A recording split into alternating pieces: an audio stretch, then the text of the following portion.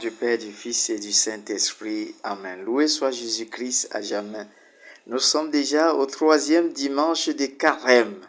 Ça va vite, hein? La Sainte Quarantaine.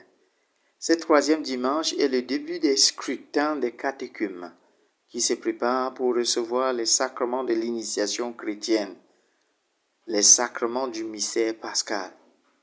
Sacrement du mystère pascal, c'est le septénaire sacrementaire, les 7 sacrements reconnus, reçus par Jésus et reconnus dans l'Église catholique. Alors institués par le Christ lui-même qui a institué les septénaires sacrementaires. Alors c'est l'Église qui a reçu ces septénaires sacrementaires. Mais les catéchumènes sont en marche pour recevoir les sacrements de l'initiation chrétienne. Et c'est les sacrements du mystère pascal. Alors ce temps est un temps idéal pour nous. Nous sommes en marche avec le Christ, avec le chemin de croix que nous faisons chaque jour.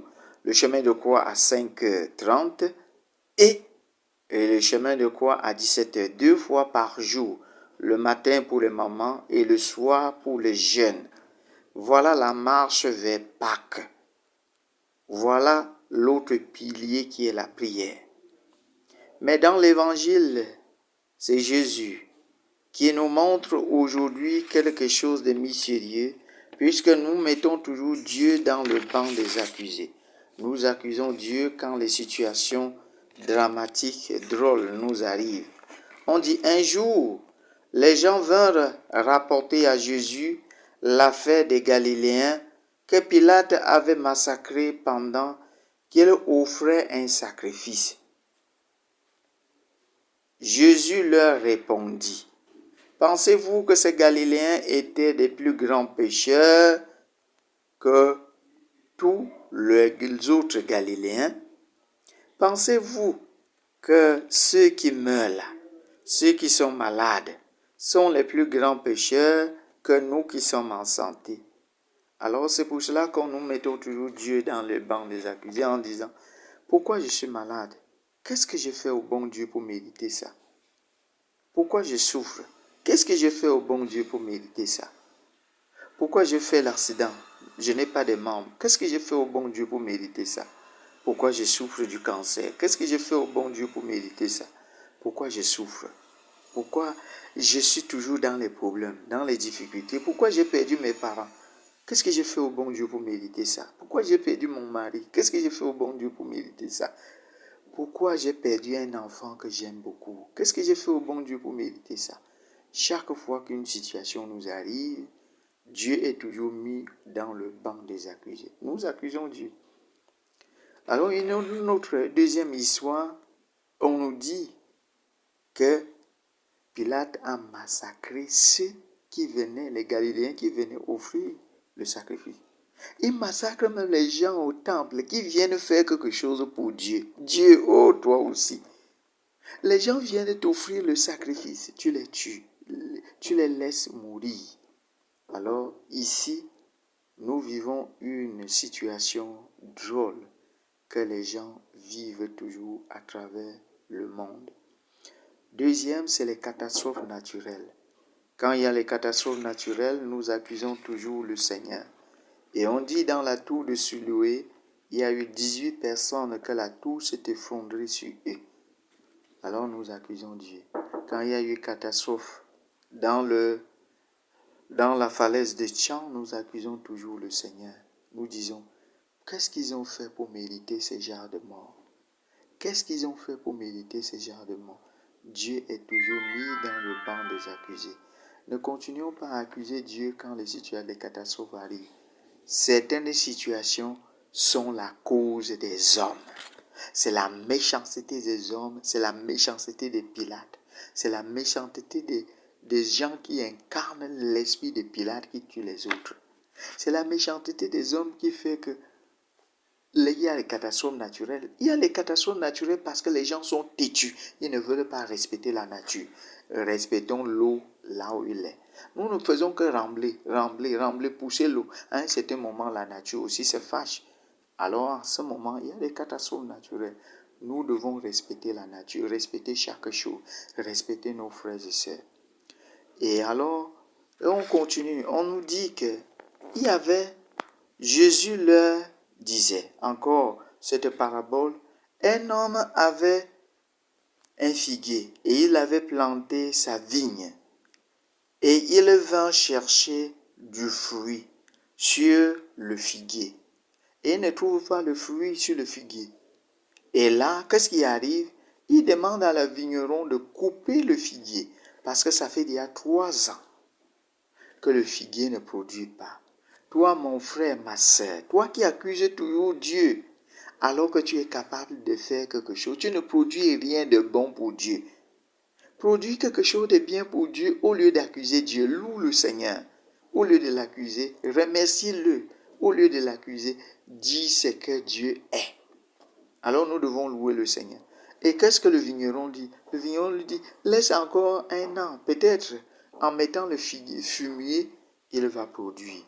Quels sont les fumiers que Dieu est en train de mettre dans nous qui sommes le figuier du Seigneur? Toi, ma frère, ma sœur, nous sommes les figuiers du Seigneur. C'est Jésus qui est en train de mettre le fumier. Par sa souffrance en portant nos croix, en portant nos saletés, il est en train de nous nettoyer pour qu'on puisse produire de beaux fruits. Voilà le fumier qu'il met. Il met le fumier de sa grâce. Il met le fumier de sa pureté. Il met le fumier de sa sainteté. Et il porte nos souffrances alors qu'il n'a même pas péché. Il porte nos saletés pour nous nettoyer. Il dit au Seigneur, laisse-le-moi encore le temps que je bêche. Je lui donne le fumier pour qu'il produise. S'il ne produit pas, c'est en ce moment qu'on va le couper. Donne tes péchés à Jésus sur la croix. Va au chemin de croix et tu confies tes péchés là-bas pour que Jésus porte toutes tes saletés. Et pas avec. Ne laisse pas la croix de Jésus vide sans tes saletés, sans tes misères, sans tes problèmes, sans tes difficultés, sans tes blocages. Laisse-les à Jésus. Il va débloquer tout. Il va débloquer tous nos saletés qui nous bloquent, qui nous enferment, qui fait que nos dossiers n'avancent pas. Mon frère, ma soeur, si ta vie n'est pas productive, invoque Jésus. Il va te donner le fumier pour que ta vie puisse être productive. Mais dans la première lecture, c'est Dieu qui se révèle. Alors on nous parle de l'ange de Moïse qui partait pour perdre le troupeau de son beau-père Jéthro. Et là, en train de perdre le troupeau, l'ange du Seigneur lui apparut au milieu d'un feu qui consumait le buisson, qui brûlait le buisson. Un feu. L'ange du Seigneur lui apparaît au milieu d'un feu qui sortait d'un buisson. Oh! Notre Dieu apparaît dans le feu. Notre Dieu apparaît dans le feu pour brûler tout. Il apparaît dans le feu. Et Moïse voit un feu. Dans sa curiosité, il avance et il contourne par derrière pour voir qu'est-ce qui se passe. Pourquoi le buisson est en train de brûler sans se consumer? C'est Dieu qui se révèle. Puisque dans l'évangile, on a mis Dieu dans le banc des accusés. Pourquoi telle chose m'arrive? Pourquoi les malheurs? Pourquoi ceci? Pourquoi seulement moi? Quelle est la manière, quelle est la conception de Dieu pour nous? Quelle est la conception de Dieu? Notre Dieu, c'est un Dieu méchant. Puisqu'il m'a créé et moi je ne bénéficie de rien, je ne fais que souffrir. Alors ce Dieu ne m'aime pas. Nous voyons Dieu comme un Dieu méchant. Nous voyons Dieu comme un Dieu qui nous abandonne. Nous voyons Dieu comme un Dieu qui ne voit pas nos misères. Nous voyons Dieu comme un Dieu qui n'écoute pas nos prières. Mais dans la première lecture, avec Moïse, Dieu se révèle. Dieu nous dit qui il est. Il dit « Je suis ». Il est. L'être est. L'essence est. Il nous dit sa nature même, l'essence même de Dieu. Son être profond. Il est. C'est le présent, le verbe être, présent. Il est présent. Il est présent. Là où tu souffres, Dieu est présent. Mais si Dieu est présent, est-ce qu'il voit mes misères, mes souffrances? Alors, qu'est-ce que Dieu répond à Moïse? J'ai vu la misère de mon peuple. Dieu voit tes misères. Il dit à Moïse, j'ai vu la misère de mon peuple. Est-ce que Dieu écoute même mes cris, mes souffrances, mes misères quand je gémis là? Dieu dit à Moïse, j'ai entendu le cri de mon peuple. Hé, quelle merveille! Notre Dieu a des yeux pour voir, notre Dieu a des oreilles pour entendre, notre Dieu n'est pas un Dieu qui est absent, notre Dieu est un Dieu qui est présent. Il est présent. Là où tu penses que Dieu n'est pas là, il est présent. C'est parce que nous avons des fausses conceptions de Dieu. Notre Dieu, il voit et il entend. Retiens ça. Ton Dieu est un Dieu qui voit tes misères, tes souffrances, tes problèmes, tes difficultés. Il voit. Mais il entend. Mais alors, pourquoi je reste alors? Je souffre. Dieu choisit Moïse et il l'envoie pour aller délivrer son peuple. Il y en a des envoyés. Mais est-ce que tous ces envoyés acceptent de prendre les yeux de Dieu pour voir nos misères? Toi, serviteur de Dieu, toi qui es baptisé, Dieu veut se servir de tes yeux pour voir la misère de son peuple. Dieu veut se servir de tes oreilles pour entendre le cri des autres. Moïse s'en va, il délivre le peuple. Dieu se sert de chacun de ses serviteurs pour voir la misère et pour entendre le cri et pour délivrer son peuple.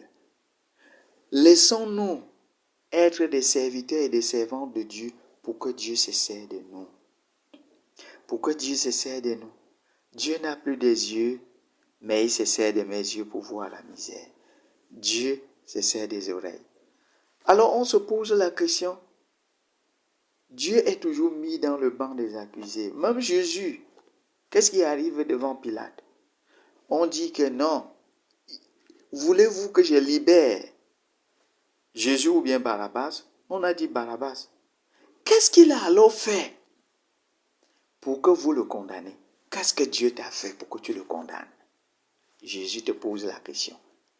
Quand tu dis que délivrer Barabbas là, condamner Jésus, qu'est-ce que Jésus t'a fait? C'est parce que tu souffres. Il dit qu'il voit. Alors laissons nos problèmes, nos difficultés à Dieu, puisqu'il dit qu'il voit. Il faut se confier à lui. Il faut se confier à lui. Il va te délivrer, il va te sauver. Il y a des personnes, Dieu a envoyé le peuple, il y a des personnes que Dieu vient même pour les délivrer, ils refusent. Ils sont fiers de continuer à souffrir comme ça. Ils sont fiers. Ne soyons pas fiers dans nos souffrances pour continuer à accuser Dieu. Produisons de bons fruits. Que Dieu nous donne la grâce de reconnaître qui il est. Et que Dieu nous donne la grâce de reconnaître qui nous sommes aux yeux du Seigneur. Comment nous sommes précieux aux yeux du Seigneur. Oh, quel est ce peuple? Que Dieu les voit. Quel est ce peuple? Que Dieu l'entend. Que le Seigneur écoute toujours nos prières. Que le Seigneur essuie les larmes de nos yeux par la présence de son Christ qui vient pour nous sauver. Loué soit Jésus-Christ à jamais. Bonne marche vers vous.